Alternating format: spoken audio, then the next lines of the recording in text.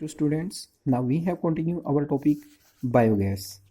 So we have studied about nuclear atomic energy in last video, solar energy, and next is wind energy. Now we have studied about biogas. Most important है ये भी biogas, ये भी renewable resource है that we can renew, recharge, और that is most important source of energy. So we read about biogas क्या है, इसको कैसे हम लोग प्रोड्यूस करते हैं. Shrubs, farm waste, animals and human waste are use to produce biogas for domestic consumption in rural area. यानी कि जो हमारे ग्रामीण क्षेत्र होते हैं वहाँ पर हम लोग क्या करते हैं, जो घास फूस होती वेस्ट होता है एनिमल या जो ह्यूमन वेस्ट होता है उसको हम लोग क्या करते हैं, बायोगैस प्रोड्यूस करने के लिए, घरों में बायोगैस का यूज़ करने के लिए, हम लोग प्रोड्यूस करने के लिए, यानी कि घास फूस, गंदगी, कचरा होता है जो उसका यूज़ करते हैं हम लोग बायोगैस प्रोड्यूस करने के लिए.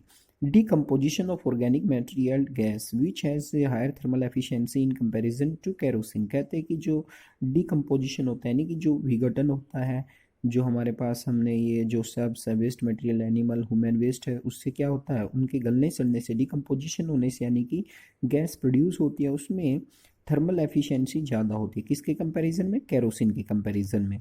डंग cake and charcoal biogas plants, या फिर डंग केक और चारकोल या केरोसिन के कंपैरिजन में इसमें थर्मल एफिशिएंसी ज़्यादा होती है. Biogas plants are setup in municipal cooperative individuals level. देखो यहाँ पर अब बात आती है कि जो बायोगैस प्लांट है उसको कौन सेटअप करता है. Biogas plant are setup by municipal होती है हमारी कोऑपरेटिव होती है, एंड इंडिविजुअल यानी कि व्यक्तिगत तौर पर ये प्लांट लगाए जाते हैं. The plant using cattle dung are known as gobar gas plant in rural areas. कहते हैं कि जो प्लांट्स होते हैं उसमें ज़्यादातर कैटल डंग यानी कि जो पशुओं का गोबर होता है हम उसको यूज़ करते हैं गैस प्रोड्यूस करने के लिए. इसका दूसरा नाम क्या है, गोबर गैस प्लांट. इसलिए ग्रामीण क्षेत्र में इसको गोबर गैस प्लांट के, बायोगैस जो प्लांट होते हैं उसको गोबर गैस प्लांट के नाम से जाना जाता है. These provide twin benefit of the farmer in form of energy and improve quality of manure. देखिए अब इससे क्या होता है, बायोगैस प्रोड्यूस करने से फार्म को दो तरीके से बेनिफिट्स होता है. ट्विंस का मतलब होता है दोहरा लाभ होता है उनको. एक तो फार्मर को क्या होता है, एनर्जी मिल जाती है, and improve quality of manure. और इससे क्या होता है, जो भी ये जो गलने सड़ने से पेड़ पौधों के, जीव जंतुओं के जो फार्मर्स होते हैं उनको बहुत ही अच्छा, मतलब एक तरह से खाद प्रोवाइड हो जाता है.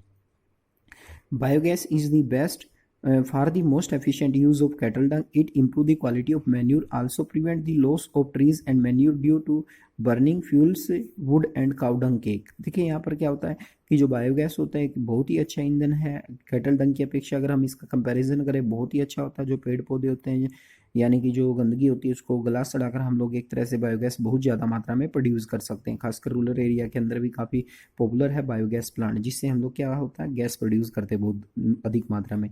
And next and the next is non-conventional source, tidal energy. Ocean tides can be used to generate tidal energy. ज्वारीय ऊर्जा कहते हैं इसको. टाइड्स, ओशियन के अंदर जो टाइड्स होते हैं, can be use to generate electricity. कहते हैं कि हम टाइड्स का, यानी कि जो ज्वार होते हैं, ज्वार भाटा आता है जब समुद्र के अंदर या महासागरों के अंदर, तो हम उसका यूज़ करते हैं इलेक्ट्रिसिटी प्रोड्यूस करने के लिए.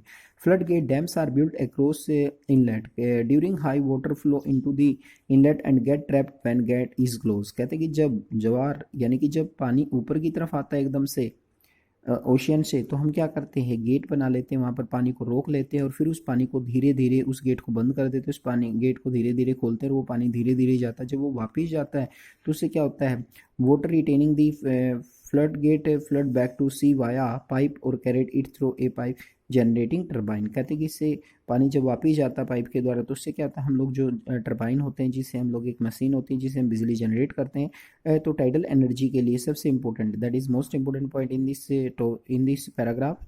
In India gulf of Khambhat, यानी कि इंडिया के अंदर जो गल्फ ऑफ खंबात है, the gulf of Kutch in Gujarat, the western coast and Gangetic Delta in Sundarban region of West Bengal provide ideal condition for utilizing tidal energy. यानी कि tidal energy के लिए सबसे इम्पोर्टेंट बात करें तो हम लोग gulf of Khambhat, gulf of Kutch, Gujarat, western coast है, गंगेटिक डेल्टा, सुंदरबन डेल्टा, यहाँ पर बहुत ज़्यादा मात्रा में हम लोग टाइडल एनर्जी प्रोवाइड करते हैं. And the last is geothermal energy. Geothermal energy यानी कि भूतापीय ऊर्जा.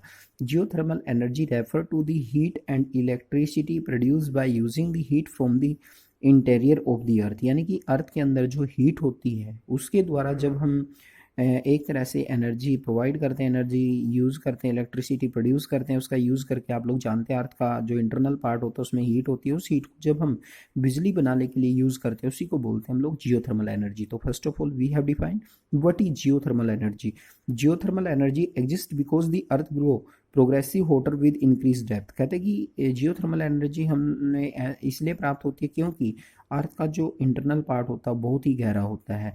Where the geothermal energy gradient is high temperature and found in shallow depth. जितना हम गहराई में जाते हैं उतनी ही ज़्यादा वहाँ पर टेम्परेचर मिलेगा अर्थ के अंदर। Ground water is such area absorb heat from the rock and become hot. और जो ग्राउंड वाटर होता है वो क्या करता है, उस हीट को ऑब्जर्व कर लेता है और वो गर्म हो जाता है। It is hot when it is raise in the earth surface, it run into stream. और धीरे धीरे एक तरह से स्ट्रीम में चेंज हो जाता है। This stream use to drive turbine and generate electricity. कहते हैं कि इसी जो स्ट्रीम होती है, जो जलधाराएं होती हैं, उससे हम टरबाइन चलाते हैं और बिजली प्रोड्यूस करते हैं। अब कहाँ पाई जाती है geothermal energy? There are several hundred hot spring in India.